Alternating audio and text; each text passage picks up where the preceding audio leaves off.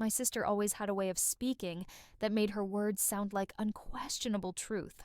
And that night when she said, "This year's without children, money's tight," I nodded almost automatically, without pressing further, because I believed her, the same way I always did. She knew how to lace her voice with just enough exhaustion and believable bitterness that any request turned into a command. And any complaint became a law I was expected to obey if I wanted to preserve the illusion of family. I swallowed the lump of disappointment, because for me, these gatherings were never just dinners. They were proof to the kids that family still mattered, that someone was waiting for them, loving them, holding things together. But I said, "Okay, I understand," because it was easier than arguing. Easier than hearing once again that I was too sensitive or always asking for too much. I had no idea that only a few days later, sitting at night with a cup of tea, I'd open her Facebook and see photos that would steal my breath away. Photos that would shatter every ounce of trust I had left and expose my naivety as a cruel joke. At that moment, though, I just sighed heavily and let her words settle over me like dust, telling myself maybe this time we'd get through the holidays without another fight. Maybe sisterhood was worth more than money. I was wrong. The thing about trust is that it doesn't break with a loud crash. It unravels quietly, thread by thread, until one picture, one sentence, one careless reveal snaps it completely. For years, I had been the one holding our family together, the one who bent schedules, who squeezed budgets, who bought gifts not because I had extra, but because I couldn't stand seeing a child left out, especially hers. She always knew that about me. She knew my heart was soft where her edges were sharp. She knew I would take her word at face value because I was raised to believe blood meant loyalty. So when she told me money was tight, I rearranged my plans, set aside the idea of little ones running around, told my kids gently that this year will be quieter, just us, and watched their disappointed faces as they nodded, trying to understand. They loved their cousins. They loved the chaos of family packed into a too-small living room, wrapping paper everywhere, laughter spilling louder than carols. And yet I convinced myself this sacrifice was temporary, that maybe by helping her shoulder the weight of her bills, I was being a good sister. I didn't tell anyone how much it hurt, how my chest tightened at the thought of empty chairs at the holiday table, how the silence would replace the sound of small feet. I told myself it was noble to accept less, that this was what family required. Patience, sacrifice, understanding. That illusion lasted until the night I made the mistake of scrolling through Facebook, the glow of the screen lighting up my living room while my own kids sat in their pajamas, asking me if we'd at least bake cookies together. I told them yes, masking the sting in my throat, and then my feed refreshed, and there it was, her face, her children's faces, wide smiles under twinkling lights, in matching outfits, surrounded by balloons, presents stacked high, captions gushing about the most magical holiday ever. My hand went numb around the mug, tea sloshing dangerously close to the rim, and for a moment, I couldn't breathe. Money was tight, no children this year, and yet there they were. Not only included, but celebrated in a spectacle so extravagant, it looked like something out of a magazine spread. My pulse pounded in my ears as I scrolled through album after album, photo after photo, likes and comments pouring in from friends praising her incredible hosting, her beautiful family traditions. Traditions I had been told to forego, memories I had been told we couldn't afford. That was the moment the quiet unraveling ended. And the snap was so sharp it cut me awake. I sat there staring at the screen, my chest hollow, my cheeks burning with a kind of humiliation I hadn't felt since childhood. It wasn't just the photos. It was the way she posed, chin tilted proudly as if she had orchestrated something noble, as if deception didn't stain every single one of those carefully curated images. She hadn't just lied to me, she had manipulated me, played on my loyalty, and stolen from my children something they could never get back. The innocence of believing family is always honest. I remembered every time she'd rolled her eyes when I'd mentioned fairness, every time she'd sighed heavily and accused me of making drama. In that moment, I realized she had always known how to pull my strings. "Money's tight," she had said, and I, the fool, had rearranged my life around her words. But looking at her house, the rented event hall decorated like a winter wonderland. Catered trays lined up along white linen tables, gifts piled taller than her youngest, I knew this wasn't about money at all. It was about power. She wanted to decide who was included, who was excluded, who mattered enough to be present. And she had decided my children didn't. My stomach turned as I scrolled past comments from her friends, people I barely knew but whose names I recognized, writing things like, "You're the best mom," "Such a magical night," and "No one does holidays like you." I wanted to scream at the screen, to type out the truth, that she was a liar, that she had cut us out with one sentence, that she had stolen joy from my kids to feed her own pride. But instead I sat in silence, trembling, because anger like that has a way of mutating into something sharper, something colder. A decision started forming in my mind, steady and deliberate. This would be the last time she got to dictate the terms of my family's happiness. I wouldn't beg for inclusion anymore, wouldn't rearrange my life to fit her shifting excuses. That night, I closed her page, closed my laptop, and turned to see my kids waiting for me, faces lit by the glow of the Christmas tree we had decorated ourselves. I smiled at them, a little shakily, and thought, maybe it's time we build something of our own, without her, without lies, without her constant need to control the narrative. What I didn't realize then was that she wasn't finished with me yet, and that the real confrontation was still coming, louder and far uglier than a Facebook post. The days after that discovery were some of the hardest I can remember, because every little thing reminded me of what my children had been denied. When my youngest asked why their cousins hadn't called to say Merry Christmas, I swallowed down the truth like glass and told them maybe the phones were busy. When my oldest tried to brush it off with a shrug, pretending not to care, I recognized the flicker of hurt in her eyes because she's too much like me. She feels everything but hides it so no one can accuse her of being weak. And while I busied myself with cookies and board games, with stringing lights that blinked unevenly in our small living room, inside I carried a storm that wouldn't quiet. I kept replaying her words, "Money's tight." She hadn't just lied, she had stolen my compassion and twisted it into a shield for her own selfishness. And the more I thought about it, the more the pattern stretched backward through our lives. It wasn't the first time, was it? She had always managed to get more than her share, always turned family gatherings into stages for her theatrics, always knew how to step over me without making it look like stepping at all. Suddenly I saw it clearly. The childhood birthdays where she got the bigger gift, the times she borrowed money and never returned it, the holidays where I ended up cooking while she took the compliments. I'd been trained for this role since we were little. The accommodating sister, the one who doesn't complain, the one who swallows disappointment so the show can go on. But sitting there with my phone still warm in my hand, staring at the photos etched in my memory, I decided I was done playing the fool. What gnawed at me most wasn't even her betrayal. It was the look on my children's faces, the disappointment they tried to hide for my sake. They deserved better than an aunt who weaponized excuses. They deserved better than me, standing silent while lies dictated our place in the family. And so a thought crystallized, sharp and steady. If she wanted to live in a world built on appearances, then I would hand her the mirror she couldn't avoid.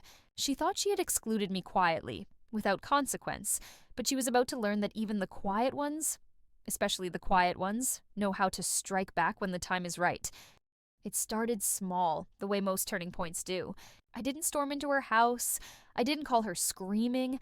I didn't even comment on her Facebook post, though the temptation clawed at me every time I saw it pop up on my feed.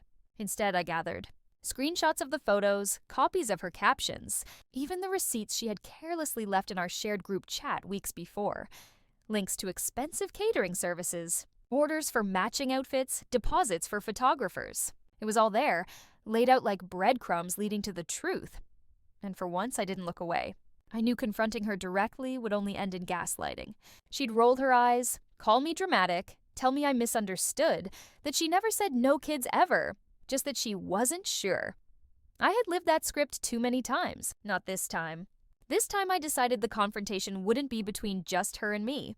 It would be public, undeniable, a crack in the perfect image she tried so hard to maintain.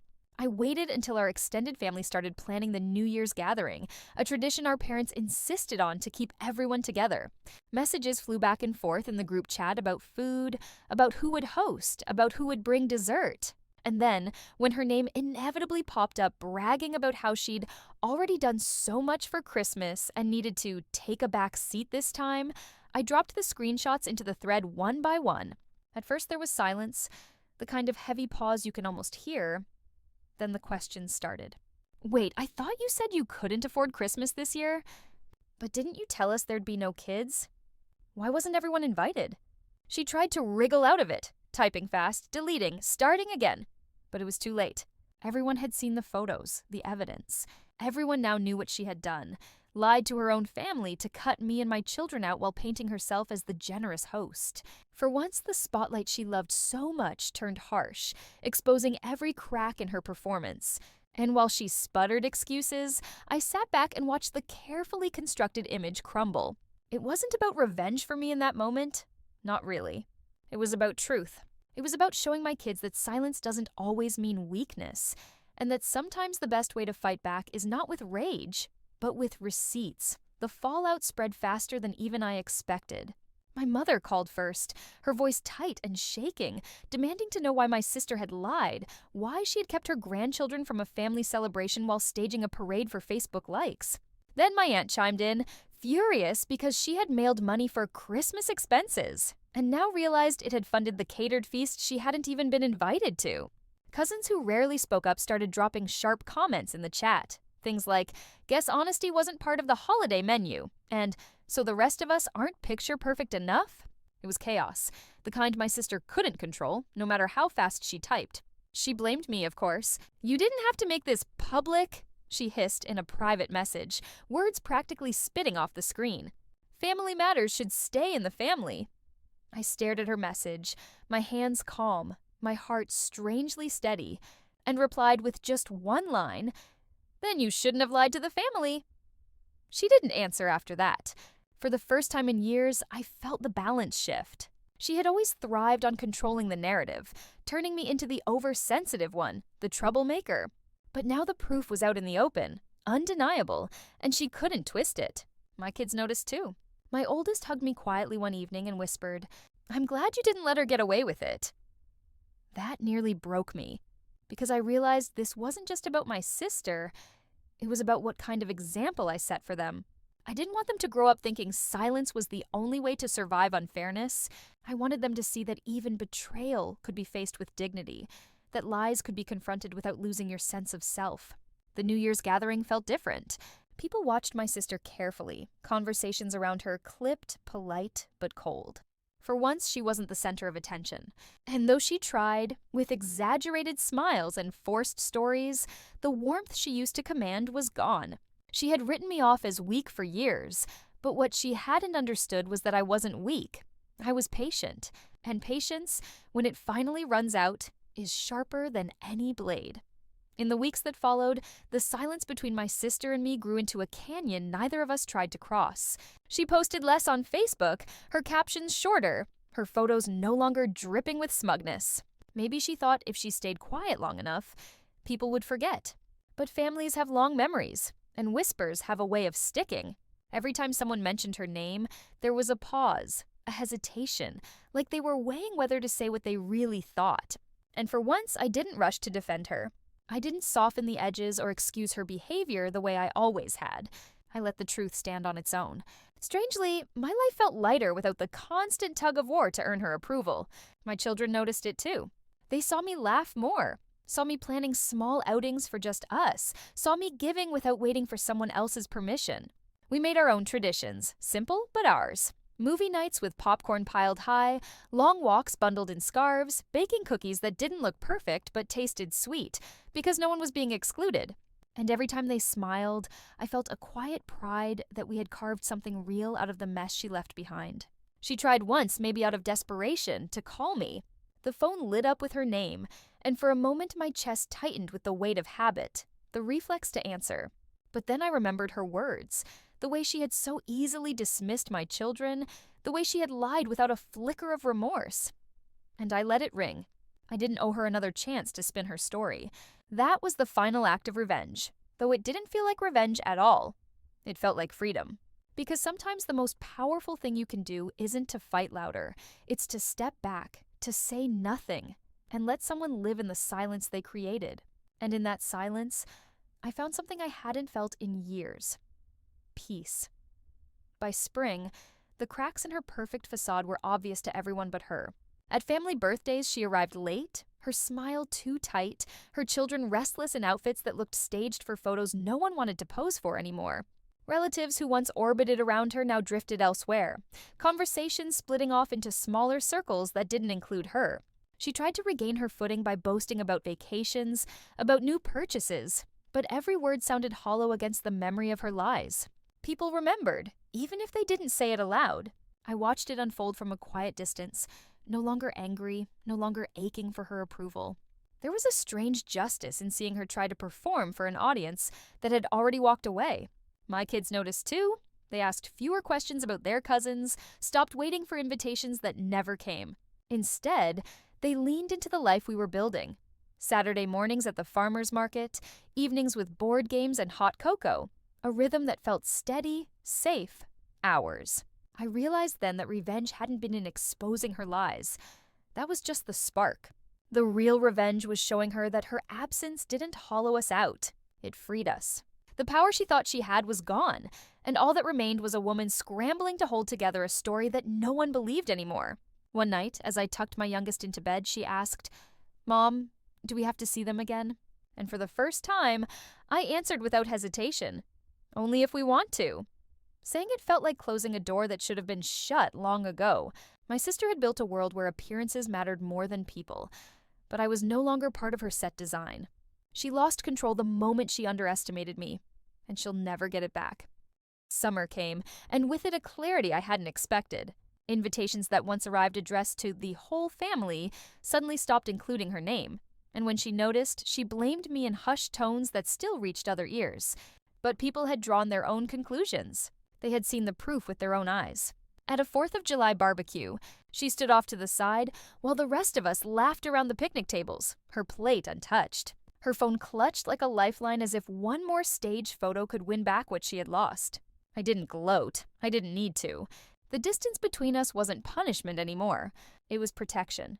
My children thrived in that space, no longer watching me get brushed aside, no longer witnessing me shrink in the shadow of her demands. They had seen me take a stand, quiet but firm, and it rewrote the way they looked at me.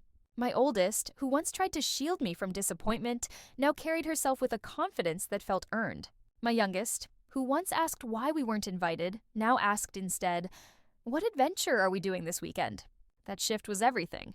My sister tried one last time to corner me at our mother's birthday dinner. She leaned close, voice low but sharp, spitting words about betrayal, about how I had ruined her reputation.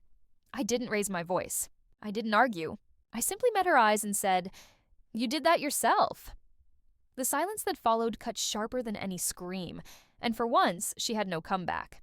Walking away from her that night, I realized the sweetest revenge wasn't watching her unravel. It was realizing I no longer cared whether she did.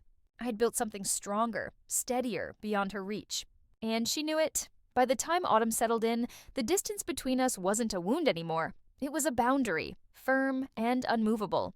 My sister had learned to stop pushing, not because she respected me, but because every attempt bounced back with no reaction. She couldn't bait me into arguments, couldn't lure me into her web of excuses, and that absence of control over me seemed to eat at her more than any words I could have thrown her way. Family gatherings had shifted too. People naturally gravitated toward my table, my stories, my laughter with the kids. It wasn't about sides. It was about energy. Hers carried tension, mine carried peace, and people chose accordingly. I watched her watch me sometimes, eyes narrowed, lips pressed thin, as if she couldn't understand how the sister she had dismissed for years now stood taller without ever raising her voice. My children thrived in this new reality, their confidence blooming, their joy no longer dependent on anyone else's permission. We had built something solid, and every small moment, carving pumpkins, roasting marshmallows, even just piling into the car for a drive with the windows down, felt like proof that freedom was worth the cost. One evening, scrolling past her profile again out of habit, I noticed the difference. Fewer photos, fewer likes, captions stripped of their smugness. The spotlight she loved had dimmed, not because I chased it from her, but because truth had a way of turning audiences away. And in that quiet, I found my final answer. Revenge had never been about destroying her. It had been about reclaiming myself. She had lost a sister who once bent until she broke. I had lost the illusion of family at any cost. And standing in that truth, I realized I hadn't lost it all. Winter arrived again. almost exactly a year since the night she told me. This year's without children. Money's tight. Only now the air felt different. Lighter, as if the lie had blown itself out and left room for something new. My tree glowed in the corner, not as tall or as lavish as hers had been, but covered in ornaments chosen by my kids, each one carrying a memory we actually lived, not a performance staged for strangers online. We gathered around the table with hot cocoa and mismatched mugs, laughter spilling freely, no one checking phones for validation, no one guarding secrets behind forced smiles. For the first time in years, the season felt honest. My sister, I heard through whispers, tried to replicate last year's spectacle, but found fewer guests willing to rearrange their lives for her. The photos she did post looked strained, the joy stretched thin across faces that couldn't quite fake it anymore. And though a part of me remembered the sting of betrayal, it didn't burn the same. Instead, I felt a quiet satisfaction knowing she was trapped in the world she had built. One of appearances and shallow praise, while I had stepped into something real. My children no longer asked about their cousins. They no longer waited for invitations that wouldn't come. They looked at me instead, and in their eyes I saw trust, respect, and a kind of love that doesn't depend on anyone else's approval. That was the true revenge. Not exposing her, not humiliating her, not even watching her pedestal crumble. The real revenge was that her exclusion gave us freedom. Freedom to define family on our own terms, without her chains, without her conditions. And in that freedom, we were happier than we had ever been. As the second holiday season rolled on, I realized just how much had changed. Not just in my relationship with my sister, but in the way our entire family ecosystem worked. Before, she had always been the gravitational pull, the one who set the tone, who decided where we gathered, what we did, who was included, and who was conveniently left out. I had let her hold that power because I thought it was easier than fighting, because I thought keeping the peace meant sacrificing my own voice. But after the fallout, the dynamic shifted in ways she never anticipated. Without her command of the narrative, people started noticing the smaller details, the ones she had always overshadowed. They noticed my kids were polite, thoughtful, the kind who helped set the table and thanked everyone for dinner. They noticed that even when our celebrations were modest, they were warm, welcoming, free of the tension that clung to her carefully curated events. Relatives who once flocked to her parties now lingered longer at mine, saying things like, "It just feels more real here," or "This is how family should be." I didn't advertise it, didn't try to make comparisons, but the contrast spoke for itself. Meanwhile, her bitterness grew more visible. She tried to play the victim, whispering to anyone who'd listen that I had turned the family against her. But the more she complained, the clearer it became that she was the architect of her own downfall. People didn't need me to paint her in a bad light. Her own actions had already done that. And though part of me once craved her acknowledgement, her apology, I came to understand that those words would never come. She wasn't capable of admitting fault, and waiting for her to change was another trap I refused to fall into. Instead, I poured my energy into my children, into rebuilding trust with them, into teaching them that family isn't defined by blood alone, but by the people who show up with love, with honesty, with open hands. Every night spent decorating cookies together, every afternoon piled under blankets watching movies, every car ride filled with laughter was proof that what we had gained far outweighed what we had lost. My revenge had never been about making her pay. It was about breaking free from the role she had assigned me. And as I watched her struggle to hold on to a crumbling image while I stood surrounded by real joy, I knew I had finally won in the only way that mattered. When the third Christmas finally came around, I found myself standing in my own living room, lights twinkling on a tree my kids had decorated with clumsy but heartfelt care, the smell of cinnamon and pine filling the air. And I realized I felt no anger left for my sister at all, not because she had changed. She hadn't. She still posted her filtered photos, still tried to drop hints that she was the center of everything, but because she no longer occupied the space in my heart where she once lived rent-free. I no longer flinched at her words, no longer measured myself against her approval, no longer explained to my children why their aunt had made choices that cut us out. We simply stopped waiting for her to be who she never was. And in doing so, I gave my children the greatest gift, the freedom to build joy without apology. That night, as we sat around the table eating food we had made ourselves, simple dishes filled with love rather than prestige, I looked at their faces, flushed with laughter, glowing with innocence. And I knew that this was what mattered. My sister could keep chasing likes, could keep arranging picture-perfect gatherings designed to impress strangers, but she would never know the quiet, steady happiness that grew in my home like a flame that needed no spotlight. That was my victory, not loud, not public, not cruel, but lasting. Because revenge, I learned, isn't always about tearing someone else down. Sometimes it's about refusing to let them drag you with them. Sometimes it's about drawing a line and saying, no more, and then walking forward without looking back. I had stepped out of her shadow, out of the endless cycle of manipulation. And in doing so, I found peace that she could never touch. So when I think back to the moment she said, "This year's without children, money's tight," I no longer feel the sting of betrayal. Instead, I feel gratitude, strange as it sounds, because that lie was the crack that finally shattered the illusion. It pushed me to stop clinging to a family that existed only in my imagination and start building one that was real. And maybe that is the sweetest revenge of all. Not proving her wrong, not making her pay, but thriving so fully that her absence doesn't matter. She lost me the moment she lied. I gained myself the moment I stopped believing her. And that, in the end, is a trade I would make every time.